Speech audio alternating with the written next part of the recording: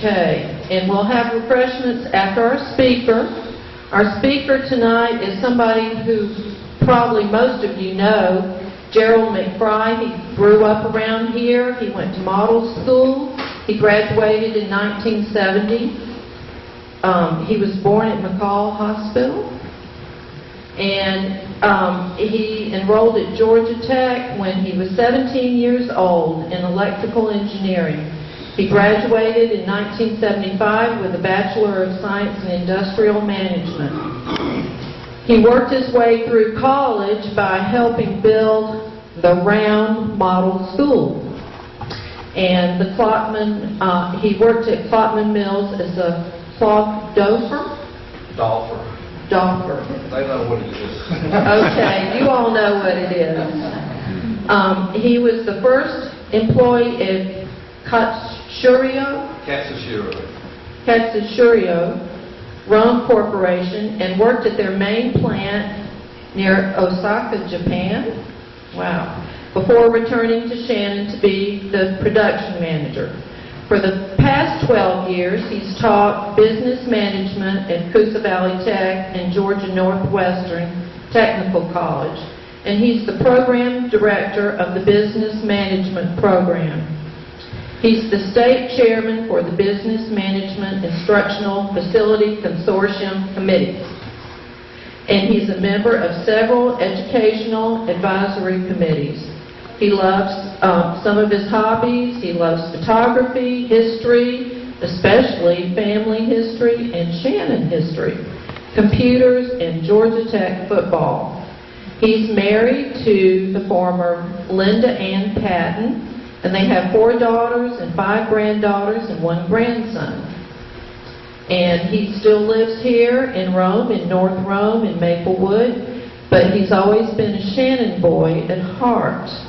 In his youth, he loved to hang out around Shannon fishing, riding his dirt bike, and trying to keep Jim Treadaway from catching him on his dirt bike. Okay, so I think that's enough. I think that's enough.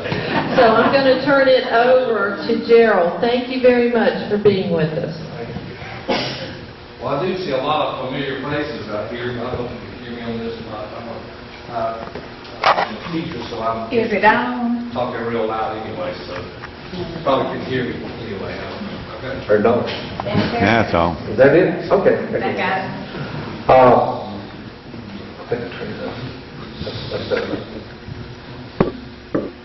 Yeah, I do recognize a lot of familiar faces out here. Some of them I haven't seen in quite a while. I went to, when I worked at the new model high school. It's the old new model high school now. It wasn't the third one, the one in between the second, I guess. And I worked there to earn money for college, but I saved my money during the summertime, and then when that ran out, then Daddy finished the rest of it up. So I can't take all the credit. He paid for part of that whole business too. So, but I worked there, and then I worked in the mill, and all kind of different jobs actually, some photography jobs too. And I've always been really interested in Shannon. Of course, I grew up here. It was only recently I realized. And I know y'all remember Richie Cole and Charles Cole, who know Hermitage. Well, I went from the first grade all the way through the 12th grade and through Georgia Tech with Richie Cole. Now, how many people went from the first grade all the way through college with one person? And I just realized that here a while back, and I thought that was kind of amazing. But we want to, I want to thank y'all for inviting me to come and be with y'all this evening. And talk a little bit about my grandfather's rolling story. Of course, everybody called it the dope wagon, and that was just what it was up until just here not too long ago when it kind of becomes the dope wagon. So, but all of us, we still know it as the dope wagon, and it's brings back fond memories to everybody. I think probably everybody or most everybody in here can think back and remember seeing the dope wagon coming through Shannon. And Doc or Kate, the old red mule, pulling that rolling store through the streets over at Shannon and so forth. And I guess I was about in the 4th grade when he made his last run. And I can still remember seeing the dope wagon coming back home late one evening. It was not quite dark, but it was almost dark, and I could see it coming down there about where Cliff Gaines lived, out there on Kinston Road. And that was his last run. I also remember one time Daddy went down to Atlanta, and he was going to drive for Atlanta Transit, and he tried out a job down there for a while. And so my brother and I, we stayed with my grandparents. And so I remember one morning getting up early, for me it was early. My granddaddy and my brother and I called him Poppy. Poppy was loading up the dope wagon, and it was kind of a cool morning. And he had it pulled up there by the old home place there, and it had kind of a gang plank stretched out across from the porch over into the dope wagon. And he had a tall black kerosene heater that he would put in there and kind of heat it up and just load it up. And he would load that up, and then he would take it and come over here to Shannon and go up and down the streets and sell cokes and candy and tobacco products. But first he would go over to Bill McKellar's garage, and he would go over there and he would get ice, and he'd pack all those cokes and everything in ice. And I guess by the time he got back over here, I never saw that dope wagon go more than a clip clop. You know, it was just real slow. I mean, you could have fell in front of it and got up and got out of the way before it ever ran over you. You know, it was going so slow. But by the time I'm sure he got to the mill village over here, the coats are cold and ready to sell. And so I only have 2 or 3 good pictures of the dope wagon, except for the last one, and I don't really have any pictures of it that was in its original state, and I didn't put them on here, but I do have some of the other ones, and some of these you might recognize and when you see them here. But this is the one here that's up on the screen here now. This is up on 3rd Street. This was in 1940. And so that's, he started off the dope wagon in 1939 was the first year he had it. My granddaddy, my daddy was the youngest of his family, and my granddaddy was the youngest of his family. So my granddaddy was born in 1886. And his daddy, my granddaddy was born just 21 years after my great-grandfather surrendered at the end of the Civil War at Appomattox Courthouse. And then he walked home to Piedmont, Alabama, from Appomattox Courthouse. So my grandfather was born just 21 years after the end of the Civil War. So it's kind of stretched out there, but sometimes we don't think about things like that. And the way history runs, it's kind of like me and Richie Cole going all the way through college and high school together and all that. But Poppy was born 21 years after the end of the Civil War, and so that's where that's kind of where his beginnings were. In 1886, my grandmother was born. And so,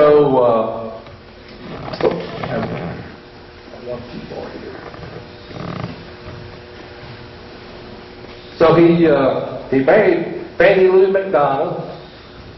We're a McFry and a McDonald on that family, on that side, so we're kind of Scottish, wouldn't you say so? I'd say we're probably. And McFrys and McDonald's too, it's just kind of weird, isn't it? But there's one daughter and three sons, and my dad's the youngest one, and he's Burl McFry Jr., and my grandfather's Burl McFry Sr. And so Dad's the only one that's still with us right now. Let's see here. They moved to Shannon in 1935. That was shortly after my great-grandfather died. I don't know, can we turn these lights out up here so might see a little better. Jack, where's the light switches? Do we know? But my great-grandfather died in 1934, and then shortly after that, my granddaddy, there he is, brought the family up to Rome, and they didn't call the moving company or whatever. They loaded all their stuff up in a wagon, and was it a mule or a horse, Daddy, that brought them up here? Mules. There's a mule. I got a horse-drawn wagon, but it was a mule-drawn wagon that brought all their stuff, their furniture, and all their earthly possessions up to Rome, and they bought a farm over here on Pinson Road. And so, of course, that's where all the McFrys live, still right there on that farm. And we got Albert with us tonight, too. He came up in 1935, and in about 1939 is when they had the first dope wagon.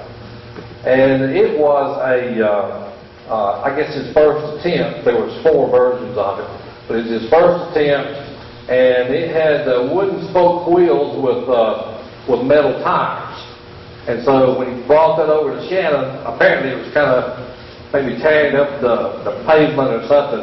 And so he changed from the metal-tired wooden spoke wheels to the pneumatic rubber tires so that it would work better. And then this is the one that he started using for a good while, and that was the basic dope wagon until he stopped running it in Shannon. And you can see there, that one has the pneumatic tires, and this is the way they all were.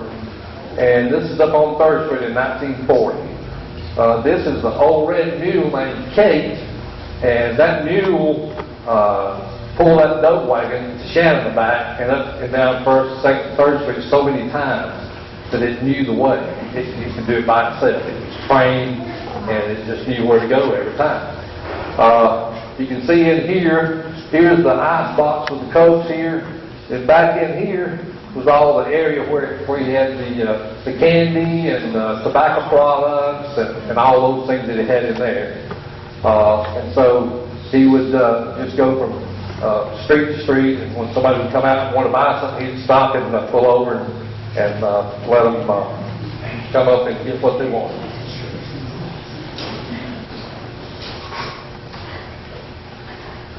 All of the first dope wagons that he had, as you can see, he kind of had a sponsor there. It was Coca-Cola. And of course, if you're in Georgia around that time, then if you got a soft drink, it's got to be Coca-Cola, because that's all there was to it. And so he sold Coke products and had that painted on there. And Coke was on all of the versions except the last. And it always had WB's Rolling Store or WB McFry and then Coca-Cola there. But he did this for over 20 years. You get up early in the morning, load it all up, go down to Bill McKellar's garage, fill it up with ice, head up to the Shannon Bitters.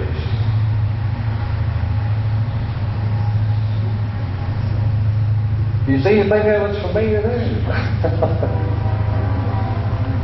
Most of those are actually still around.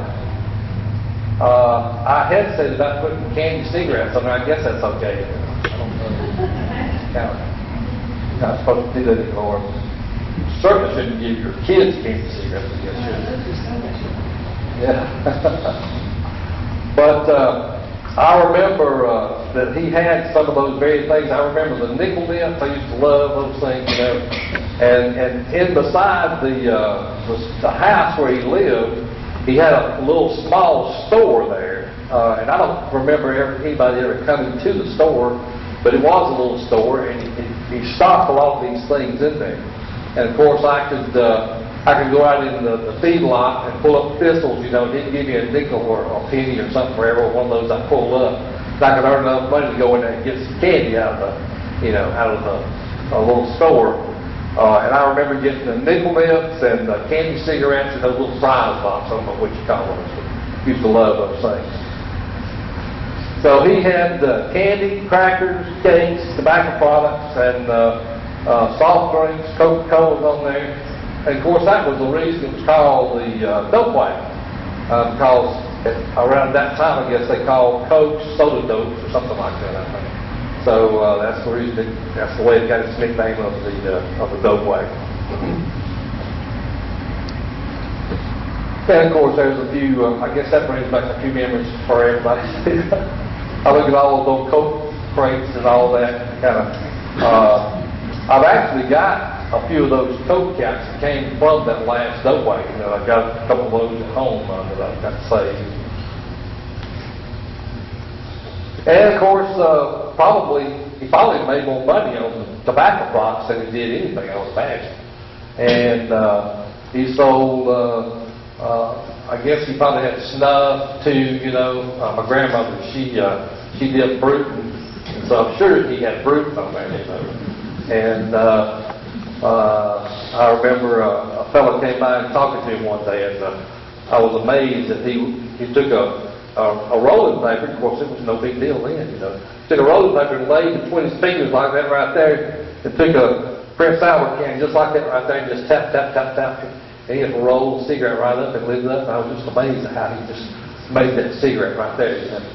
But he sold all that type of tobacco products and so forth.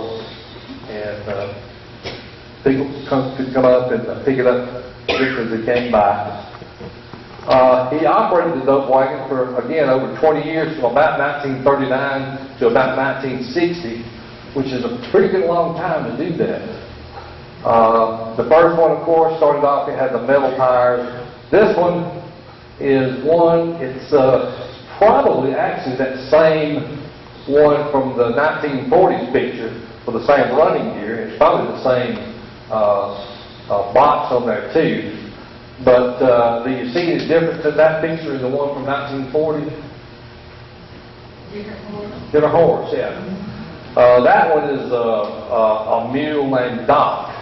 And that was the one that he used until he quit working the dope wagon over in Chapman.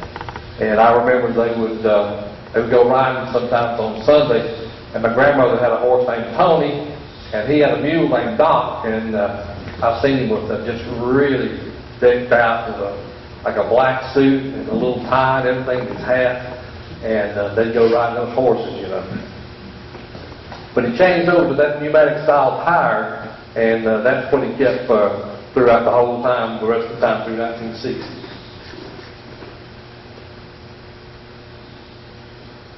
Doc was trained by the first mule he had, which was a red mule, which was that one in that very first picture from 1940.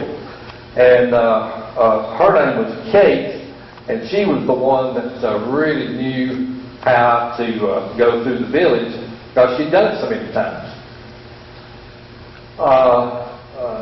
Daddy told me the story about Poppy would go up there like at the end of 3rd Street and get out, and Kate would take the dope wagon all the way down to the end of the street and then back it up in the driveway by itself, and he'd come back and meet him on the way back without any direction at all. She had done it so many times, and she knew exactly. She went the same way. I guess if you went the same way for 10 or 15 years, you can practically do it, with your eyes closed. That's the way I feel about driving to Calhoun. I've been driving up that way to Dawson for years and years.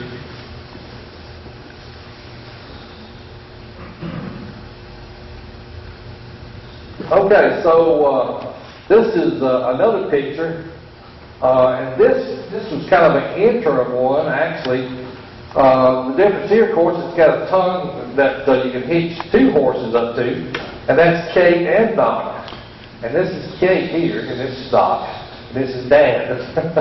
This is Daddy standing back there. How old were you there, Daddy? About 13, 12? Yeah, 10, 12. So you can see Poppy's up there, and he's like we all do, got his arm hanging out the window there, And what he's doing here, he put both of them together so that Doc could learn the route and could learn what to do with the dope wagon. And he decided to do that because he wanted to train Doc to understand how to do that. And so he took the tongue out and put something in there so that he could hitch 2 horses to it, or 2 mules. And then Doc learned from Kate, and then I guess Kate got to retire, and then Doc took over, and he ran until about 1960, I think it was.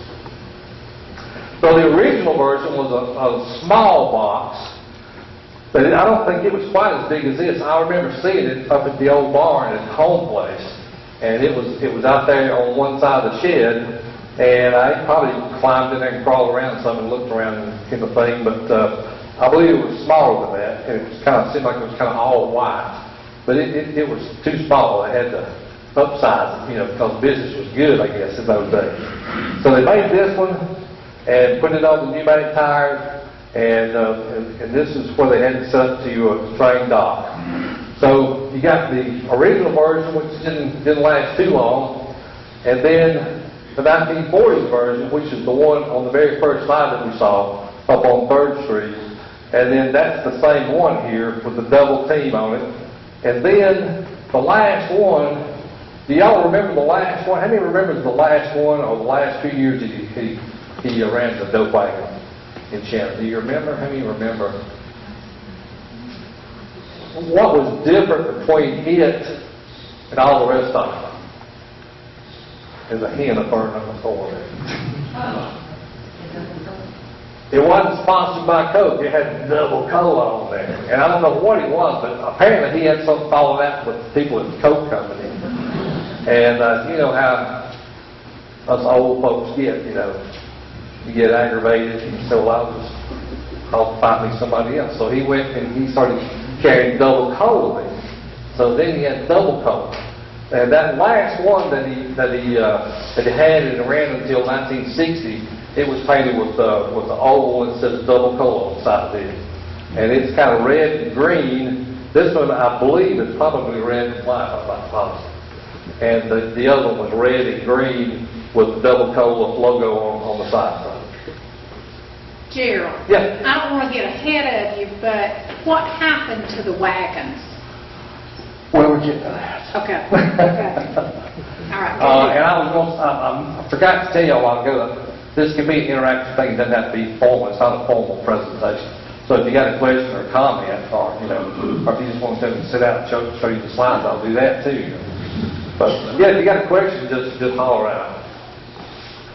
So of course, during all that time, y'all all know my daddy anyway, and you know how he is, and I'm sure he was always getting into something. So somehow or another, he talked to his daddy into letting him bring the dope wagon to Shannon one time. I don't know how he talked him into doing that.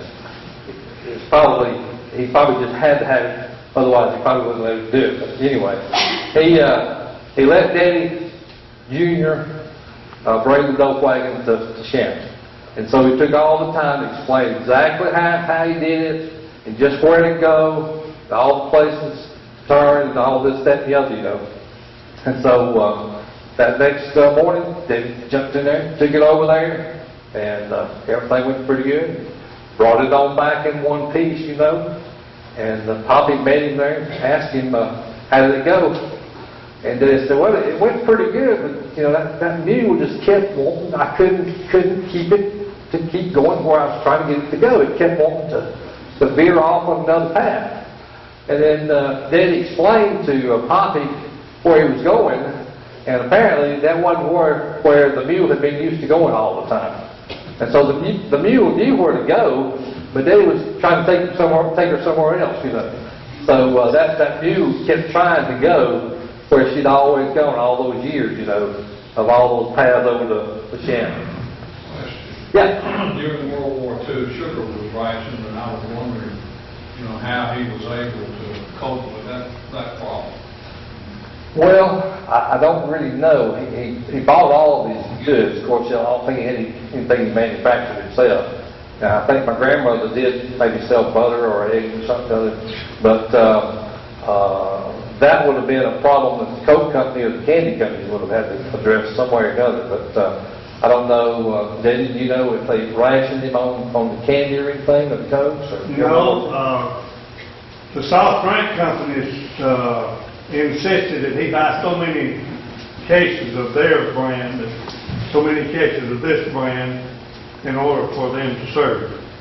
So they did put that kind of pressure on them. Yeah. So it was pressure to sell more, I guess, not rationing kind of thing. So that was probably one reason why it was so popular, is because maybe people couldn't get sugar, it was rationed or whatever. and that was an easy way to get something sweet to eat, maybe. And they wouldn't really patronize him when he came through. But I got to looking. I kind of tend to analyze things. I was trying to analyze these pictures. And when I did, I looked at these tires and stuff, and, this is the one from 1940. And, there's a rubber, they had rubber shortage too. And if you look at those tires, they're probably about bald. They look like they were just wore out almost. And I'm sure you couldn't get new tires because they were rubber tires. So I'm sure it was a tough time because of all the rationing and of all the things that they rationed.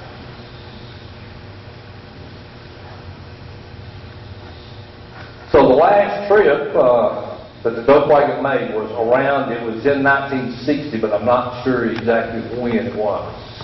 I was trying to remember back the time that I remember seeing it and coming home, and I one of these days when I retire and get into painting, I want to paint some pictures, some of that stuff like I remembered in my mind. But I can still see it, like I said a while ago, coming back around that curve and going before it came across the creek bridge at Cliff Gaines' house, and the old horse was just clip clop, just walking real slow, and just barely moving along. It was that double cola version, and it still exists today, and it's in a secret location in the Shannon Archives, which is a subdivision of the National Archives. So, if we told you where it was, we'd have to kill you. So we don't want to do that. But it does still exist. And I do have some pictures of it, but I took those pictures probably 15 or 20 years ago, and I couldn't find them, and I hadn't had time to go back and see if I could gain access to the archives and get new pictures of them. So I wasn't able to put those in there. But if I can get y'all's email address, maybe when I find them, I'll shoot you an email with a picture of it on there. And so there's the three good pictures that I've got of it. And also we do have the pictures of the box, the one that was left. The last one is the double color version. And it is still around. I suppose it could be resurrected and started again if it wants to. Just added in the wagon track. There you go. Now that'll be something, wouldn't it? Did he make it? You have to ask Daddy. Daddy lived all that, so he knows. But yes, it was a conversion of a one-horse wagon. The running gear, it was converted down, to accommodate this part that's built. I don't know where he'd be out of it. He ran it every week, winter and summer. And so also, I don't know, he may have it in the city of Gerald out of presently owns this wagon. well, I'm going to start killing people now, see. Some people know. Yeah, it still exists, and it looks pretty good. It's got the paint job's still in pretty good shape. I don't remember having to see it. I think he probably used a stool, and he would set the stool and hang his arm out or hang on to the door as it was going along there. But you got any idea how many miles he traveled per day? I don't know. I should have calculated that up. How many miles he would have traveled in 20 years? Now, Daddy says that he sometimes he made 2 trips. If he did. He's made 2 trips sometimes. Well, sometimes my older brother would go over to McKellar's at the middle of the day and get extra ice because he'd have to reach. He had 2 Coca-Cola ice boxes inside there, and he sold quite a few of them. And my brother would take extra ice and more cases of Coca-Cola for him to do the rest, supply the rest of the day. Did he only come into the village, or did he do any of the streets like around Hermitage or out Pinson Way? Or he went the same way all the time, and that would be from Pinson Station home down to McKellar's, out down the old 53 Highway, back up where you got Burlington Road now, and came this way to the village. And First Street would be his first one. He'd go down there to the First Street, not Jolly Hill now, but the next street, he'd take a right there, go up one block, and then he'd start working these streets. It was strictly Shannon. Did it pretty much take him all day? Oh, yeah, he'd stay all day. Okay. Yeah. 3 days a week. That's what he did. Well, he was a farmer too, and you know, he had hay and farm animals and had gardens and stuff. He wasn't there every day. No, he wasn't there every day. What was it that you said? Friday and Saturday was the 2 main days. When he first started, I think he ran 3 days. He quit running it on Sunday, then he started just running it Friday and Saturday. Those were the 2 days that he hung with that schedule for a very long time. And the days that I remember, he only went 2nd and 3rd Street. Yeah, kind of in the middle of the village, and Right. the other streets would come down, you know, people would come. We moved to the village in 35, and so I remember the Dope Wagon in years, and it was a part of life. Yeah. Another thing made that popular, there were very few cars in this middle village up here at that time. That's right. And people would walk out here to Harvey Minshew grocery store down to the post office. And, you know, that brought it right by. Of course, it wasn't a grocery store at all, but it brought a lot of the commodities that they wanted at that time right by their door. And that was not too, like in 1935, that's not too far away from when Coca-Cola water dough. Yeah. Yeah. Yeah, I have a little cocaine in there, didn't it? Now, they said that, I drank a lot of them, but I never did feel any effect. They got straightened out for the Dope Wagon started, but they must have Did he ever go around the baseball games, the Texas No, baseball? no, he never came down in here when the ball games would be going on. He stayed strictly in the village. What was your favorite thing to get off of those wagons? Oh, everything. Everything? Yes. It's kind of like me, I just want everybody to go around. Everything in that wagon. Going in the drawers to the left, where all the candies were, and then, of course, the drinks were to the right. And everything that you could think of was a box of some kind of candy. Mhm. And you only had a nickel. And how in the world could you spread it? But it was amazing how much candy you could get out that wagon for a nickel. But that was in the days of real depression. Yeah, and they did have some penny candy, actually, penny Yeah, a candy. lot of penny candy on there. What today would be a nickel, would be selling for a penny. And someone might remember, excuse me, go ahead, Leonard. I think my great-grandparents lived in that house before your daddy moved there. I think so. I think because my mother said she used, I was born before my great-grandmother died, and she said she would take the house there. They were over in Spring Garden, and I think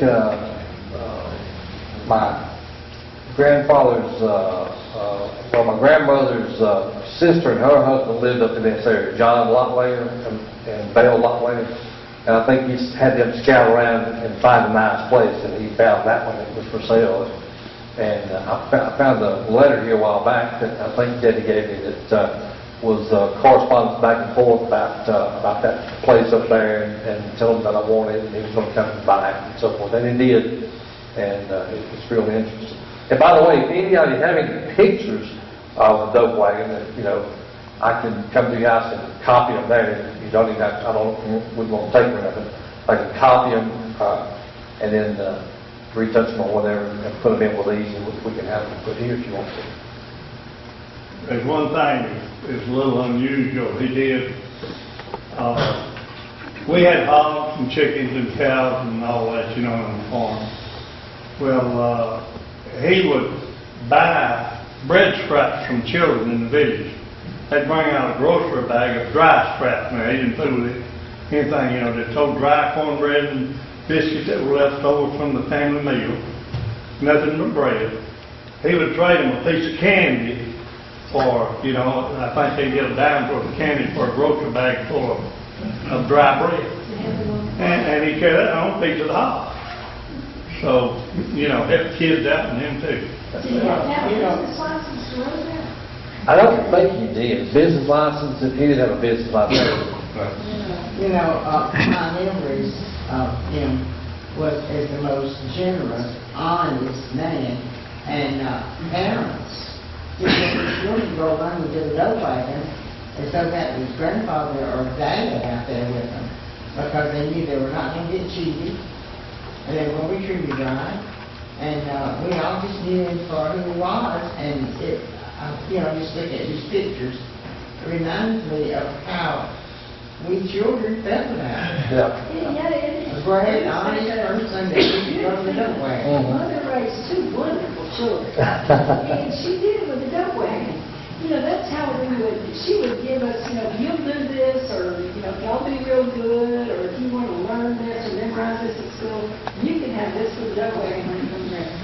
It was a very pleasant, positive thing for our family about that. And he was such a pleasant, good, honest person that's not always around today.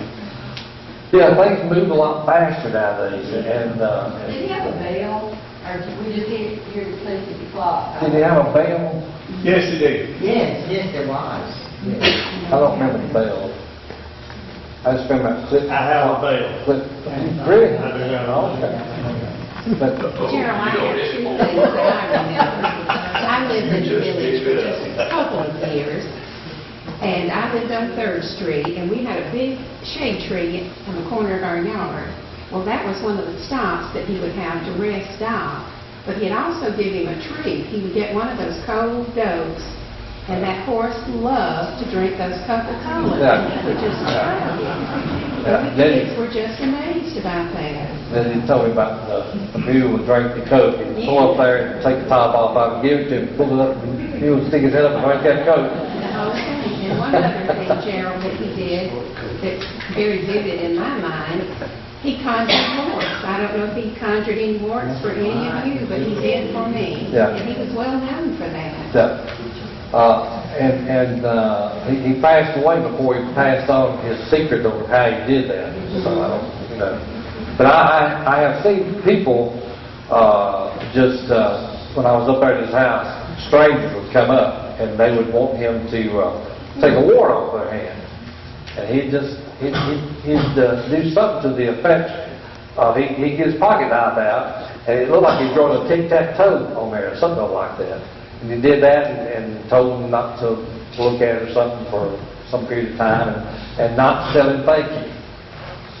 And I guess they just disappeared. I don't know. I don't know if it was And I thought he was going to cut my finger off. And I scared me to death.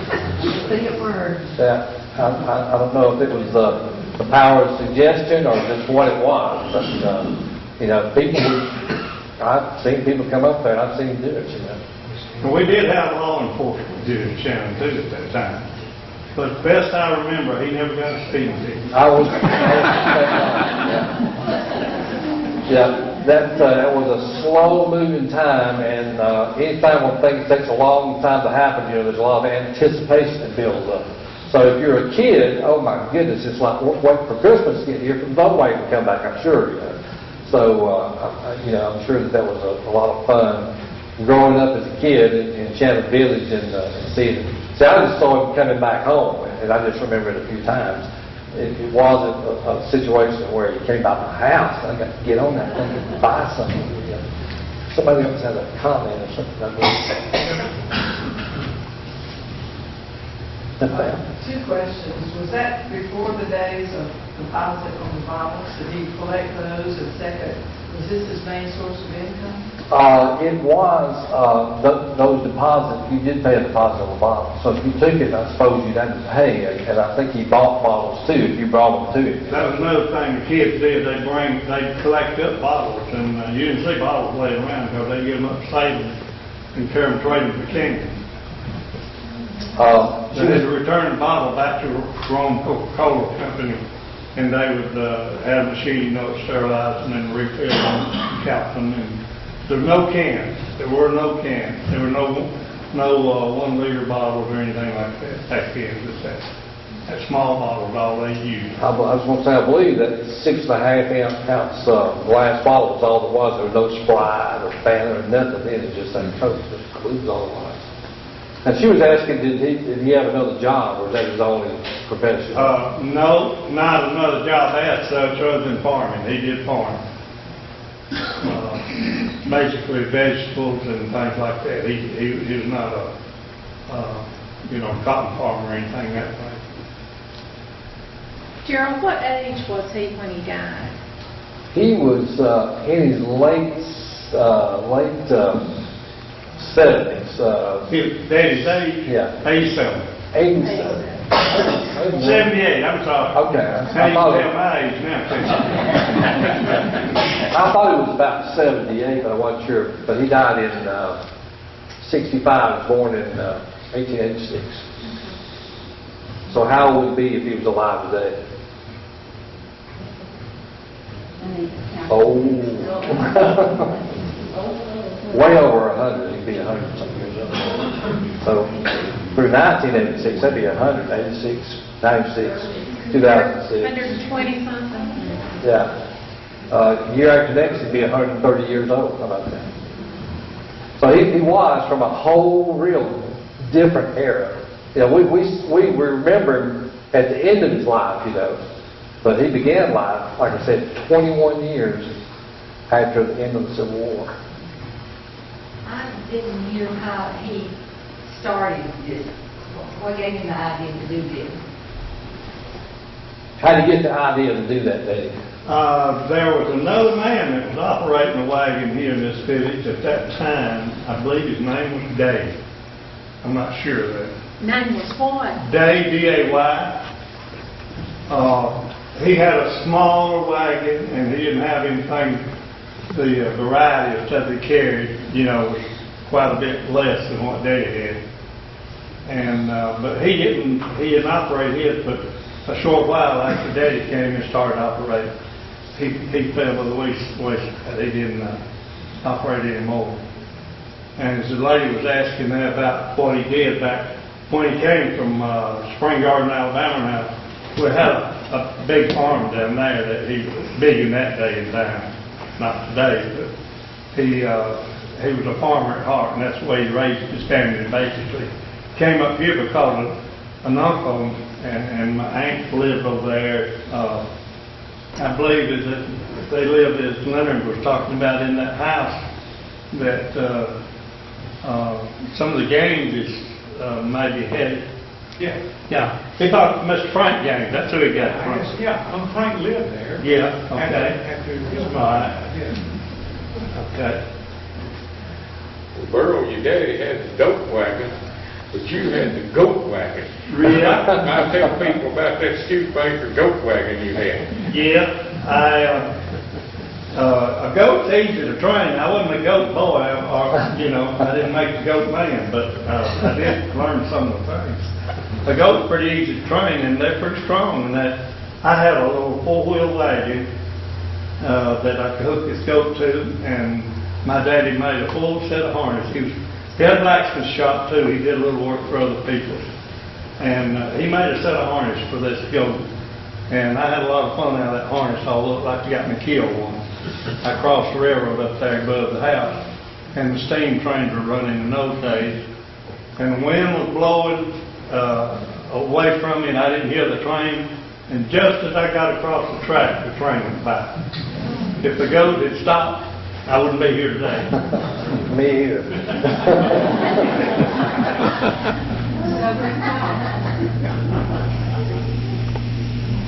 Howard, what's your favorite memory of the dope wagon? Just really, the aroma that come out of the wagon. You step up in the wagon and all the smells. That's what I really remember. When you mentioned that, I can kind of remember the dampness of the Coke box. You know how a Coke box with a bunch of glass bottles and the ice in there smells. It's got a smell to it. But yeah, I remember that. And of course, all that candy, all those smells mixed together. Everything. Okay, well, I appreciate y'all inviting me to come over and enjoyed talking with you. And if you ever run across any pictures or anybody that knows anything about the dope wagon that's got a different story to tell, write it down and send me an email or something. Sylvia can and Jennifer can get you my email address. But I really enjoyed it, and I can maybe put some things together, maybe go on the wall with y'all's stuff too a little later. That would be great. Okay. All right, thank you.